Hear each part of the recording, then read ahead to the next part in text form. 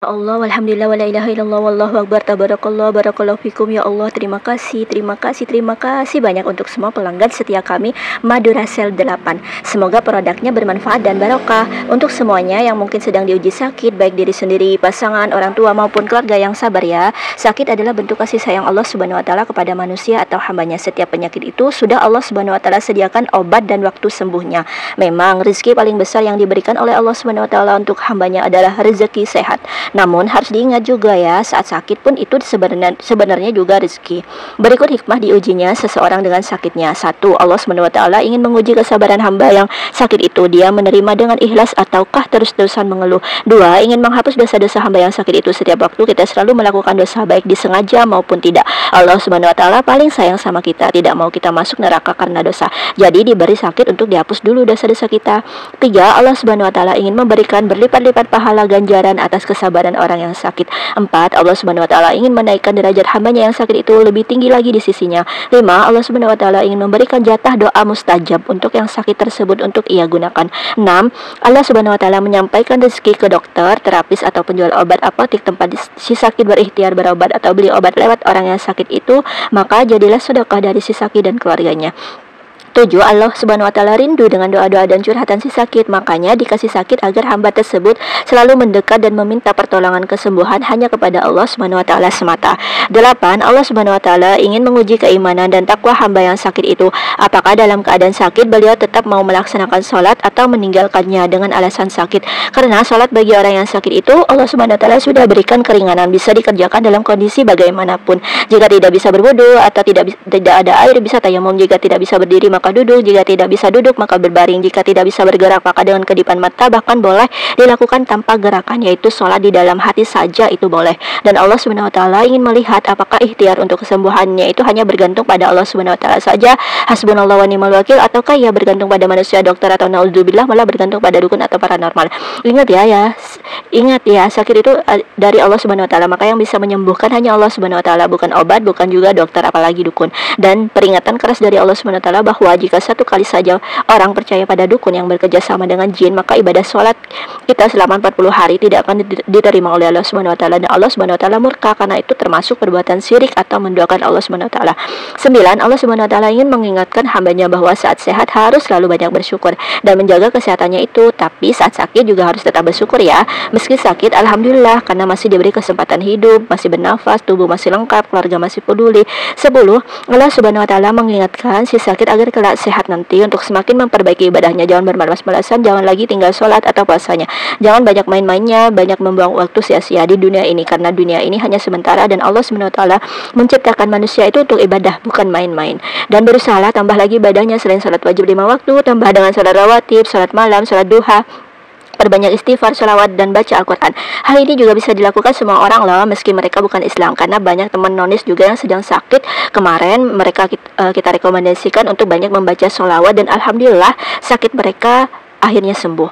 Oh ya, ada juga sakit itu disebabkan oleh penyakit ain loh, yaitu pandangan mata dari orang yang iri atau dengki. Jadi setiap upload foto atau video diri atau kesenangan, usahakan selalu menyertakan kata-kata Masya Allah, tabarakallah, barakallahu fikum, dan baca doa ini, a'udzubika bikalamillahi tammati min kulli syaitani wa hammati wa min kulli ainin lamma.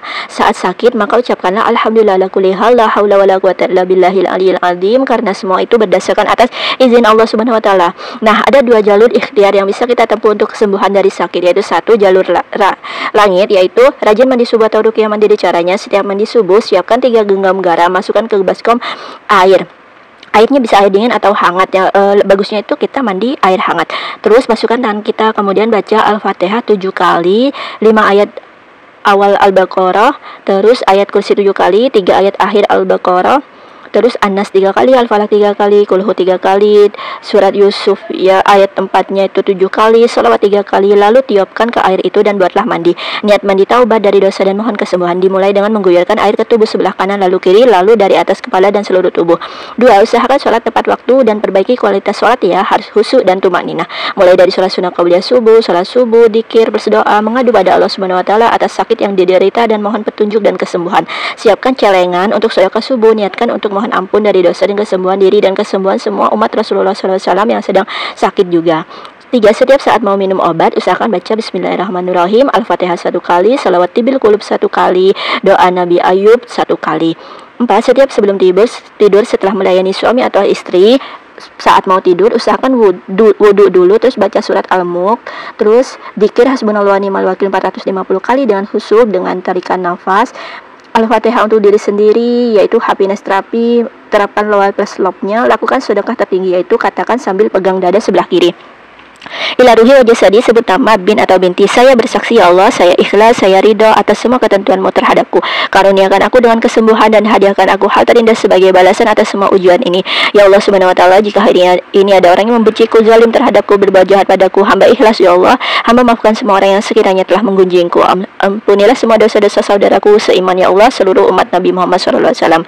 Saya keren, saya luar biasa, saya sehat, saya bahagia, saya panjang umur, saya bermanfaat bagi orang banyak. Saya siap menerima kebaikan dan rezeki yang berlimpah ruah dari segala penjuru di dunia ini ya Allah. Rezeki yang tak disangka-sangka. Saya siap menerima semua pengabulan doa-doa yang selama ini saya panjatkan. Saya siap Engkau panggil ke Baitullah-Mu ya Allah, berulang-ulang kali pergi ke Mekah, Madinah, haji, umrah, membawa semua keluarga ya Allah, amin. Doa sebelum tidur, terus dilanjut ayat kursi 1 kali, subhanallah, dzikir tasbih subhanallah walhamdulillah wala ilaha illallah wallahu akbar 33 kali, An-Nas 3 kali, Al-Falaq 3 kali, Qul Hu 3 kali, selawat 1 kali, kemudian tidur deh. Bagusnya jangan pernah lewatkan tidur itu jam 9 malam sampai jam setengah 3 dini hari ya, karena itu waktu terbaik tubuh sedang beregenerasi sel pulih baru dan mengolah makanan. Usahakan selalu sediakan air hangat dan agar setiap bangun tidur minum air hangat dulu. Kemudian dilanjutkan sholat malam, sholat taubat 2 rakaat, sholat tahajudnya bisa 2 sampai 12 rakaat. Sholat hajat 2 rakaat, ditutup witir 3 rakaat. Jangan lewatkan berdoa di sepertiga malam ya. Minta apa saja, karena doa di waktu tahajud itu bagaikan anak panah yang melesat tanpa penghalang dan tanpa batas, pasti dikabulkan, terutama jika yang meminta itu orang yang sedang diuji dengan sakit atau terzolimi, memiliki jatah doa mustajab. Perbanyak istighfar di waktu sahar, yaitu waktu antara sholat tahajud dan subuh. Mohon ampun untuk semua dosa-dosa umat Islam. Lanjut ke sholat sunnah sebelum subuh dan sholat subuh, kemudian sedekah subuh.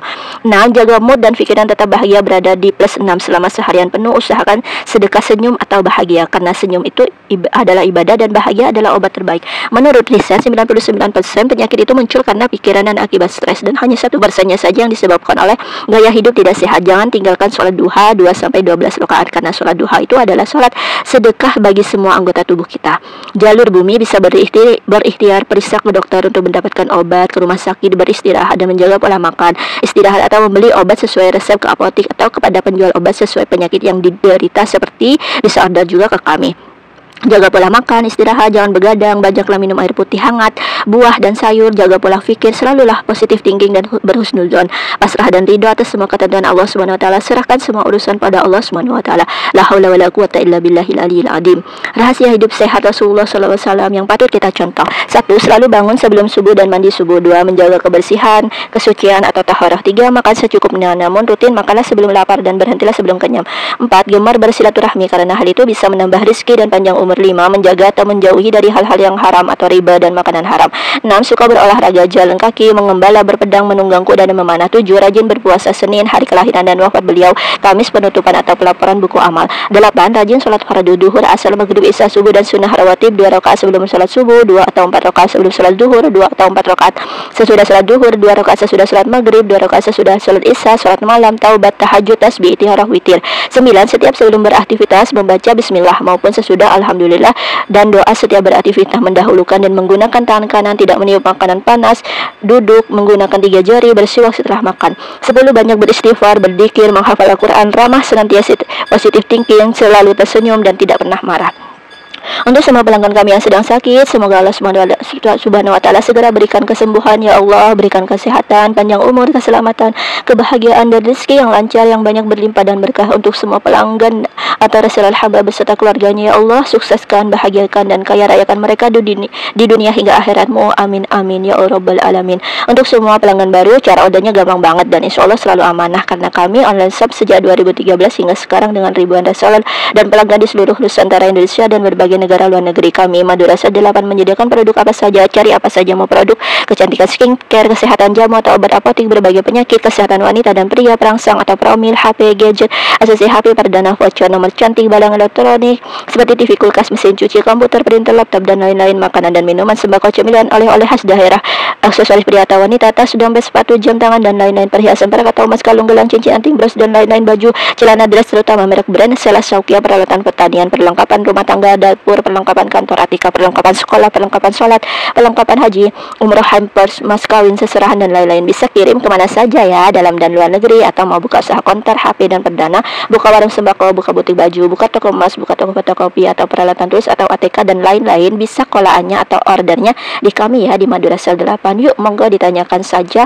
order langsung WA kami 087811223345 atau bisa juga inbox FB, DM IG kami, bisa kunjungi semua media sosial kami, FB, IG, Line, Twitter, Telegram, Messenger, TikTok, Snap Video, bahkan YouTube kami lengkap, bisa cek Google juga, Nurul Fauzia Madrasah dengan, dan semoga Allah Subhanahu wa taala menjodohkan kita, kami mendatangkan lebih banyak lagi pelanggan dari berbagai penjuru sehingga produk kami bisa memberi manfaat, kesembuhan dan kebahagiaan untuk banyak orang.